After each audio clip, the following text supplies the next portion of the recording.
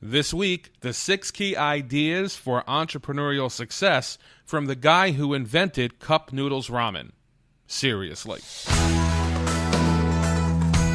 I'm John Sanpetro, and on this episode of the Stamping is My Business podcast, we're going to take a look at the story of the entrepreneur who invented Cup Noodles Instant Ramen. We're also going to take a look at his 6 key concepts for the entrepreneurial process. It is amazingly interesting, surprisingly interesting, and I think you're really going to enjoy it. I say surprisingly because I'm actually in Japan right now. I'm recording this from where I'm staying in Tokyo. And over the weekend, my family and I went down to Yokohama. And in Yokohama, you will find the Cup Noodles Museum. And I thought it would be mildly entertaining. I didn't think it would be all that great, and I'm happy to say that I was very, very wrong.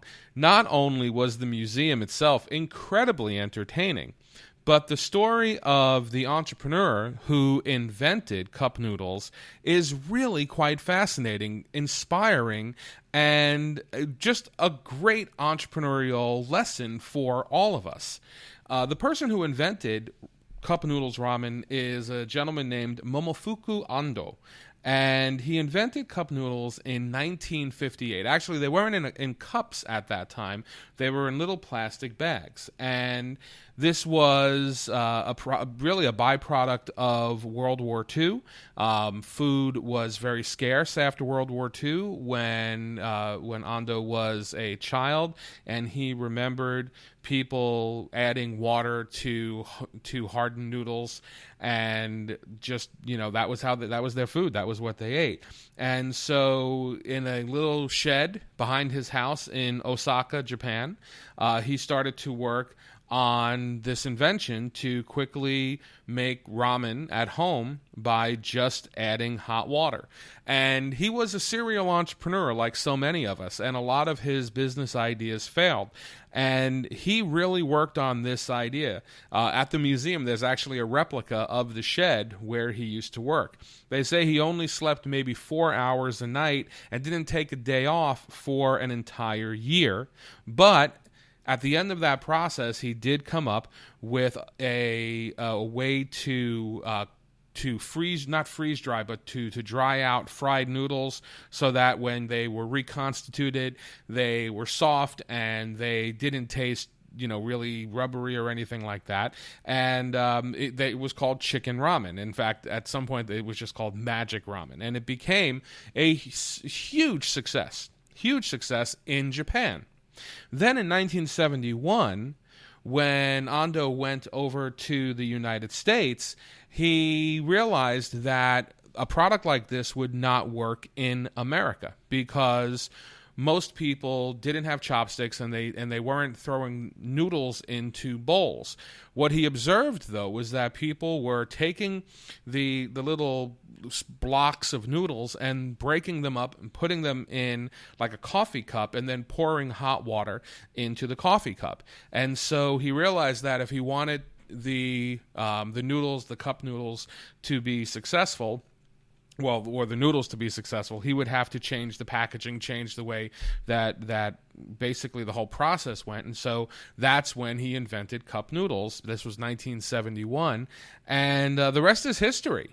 He went on inventing almost until well into his 9th decade. He died when he was 96 years old, and he actually was able, when he was about 90 or 91, he even invented a way to take ramen, or instant ramen, into space. And it actually did, I believe, go up on the space shuttle in little freeze-dried plastic packages. And so all of these stories are at the museum. And again, you wouldn't think it would be quite as fascinating as it was, but it was. If you're an entrepreneur, it was absolutely fascinating. And if you're ever in Japan, I would absolutely recommend heading down to Yokohama It's only about a maybe 45-minute ride from Tokyo, and checking out this museum. Not only that, but you do get to make your own batch of cup of noodles. There's a lot of fun stuff going on over there.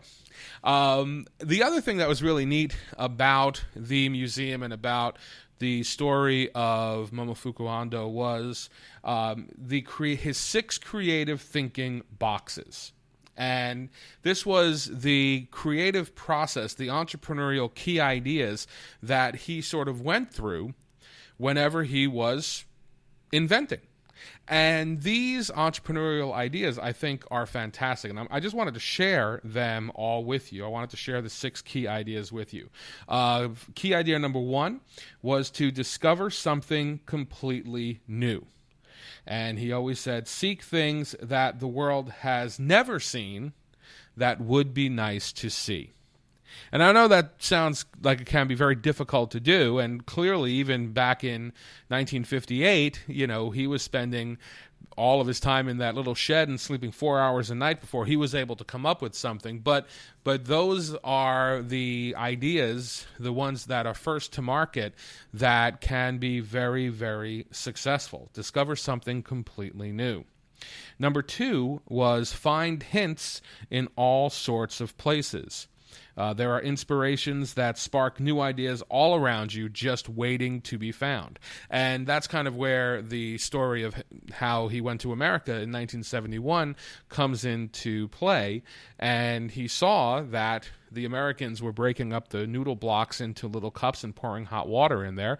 And he realized that he had to change the packaging, and he had to, if he wanted it to be successful, because Americans don't have chopsticks and they're eating noodles with a fork, and you just had to change things around. So if you're looking around, and you've developed that particular muscle, that entrepreneurial muscle, you will see ideas in all sorts of places, but you do have to look for them, and you do have to develop that muscle. Key idea number 3 is nurture an idea. An invention isn't just for one person. Have everyone use it. That's really important. It's important that you don't keep it to yourself. It's important that you put it out there and you see what comes back to you. And there's another story in Ando's history where he was dealing with a lot, even though he had a patent, he was dealing with a lot of imitators. And the Japanese government actually asked him if he would sort of round up all of the people who were trying to copy his work into an organization, and if he would share his process with them. And it may strike us as a little odd, but he said yes.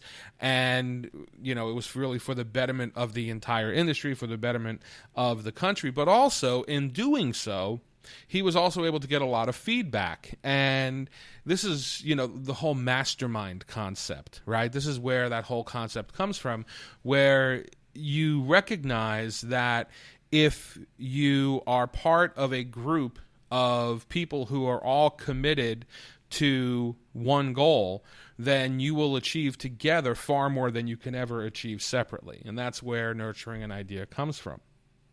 Number 4, look at things from every angle. Investigate every perspective. This is really important because when you're only looking at things from one angle, you may not see opportunities that exist. But if you look at things from a whole bunch of different angles, you'll see different opportunities for marketing, different opportunities for potential audiences for your product or service. You'll see opportunities maybe for something new that you hadn't thought of before. So keep an open mind and look at things from all the angles. Number 5, don't just go with the status quo. Think over what you think is usual, but also what you think is unusual. So don't be afraid, basically, to think outside the box. Okay? A lot of us are very comfortable in the box, but real progress, real change happens outside of your comfort zone. So don't be afraid to knock yourself outside of your comfort zone every once in a while, because you never know what's going to come from that. And finally, number 6, never give up. Even if you fail the first time and the second time, keep on trying. And this is really important if you're an entrepreneur, because the entrepreneurial life is definitely not one of a, steady, even climb. It's up and down and bumps and gigantic gaping potholes in the road.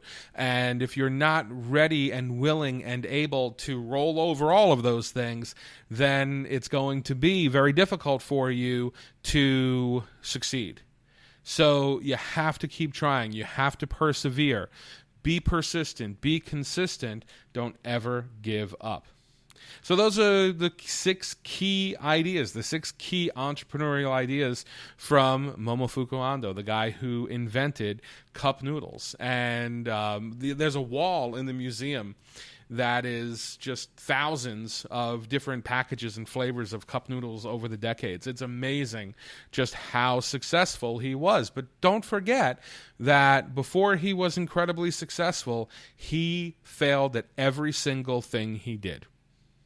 Every single thing he did. And that is truly the entrepreneur's story. So don't be upset and don't be discouraged to the point of stopping what you're doing if you're not as successful as you want to be right now. Keep trying, never give up, and you will be. And so there you go. Who knew that my little trip to Yokohama this weekend would inspire an entire podcast? But that's exactly what it did. It was a great story. I have a feeling that I'm just one of many, many entrepreneurs who was inspired by the story of Momofuku Ando and the invention of cup noodles. I hope that you were inspired as well. If you enjoyed this episode of the Stamping is My Business podcast, please feel free to like it, share it, subscribe to it, and listen to more. You can find us on iTunes, Google Play, our website, stampingismybusiness.com, and on our Facebook page, facebook.com/stampingismybusiness. If you have questions or ideas for future episodes, please email them to me at john@stampingismybusiness.com. This is John Sanpetro, and I'm just trying to get you paid.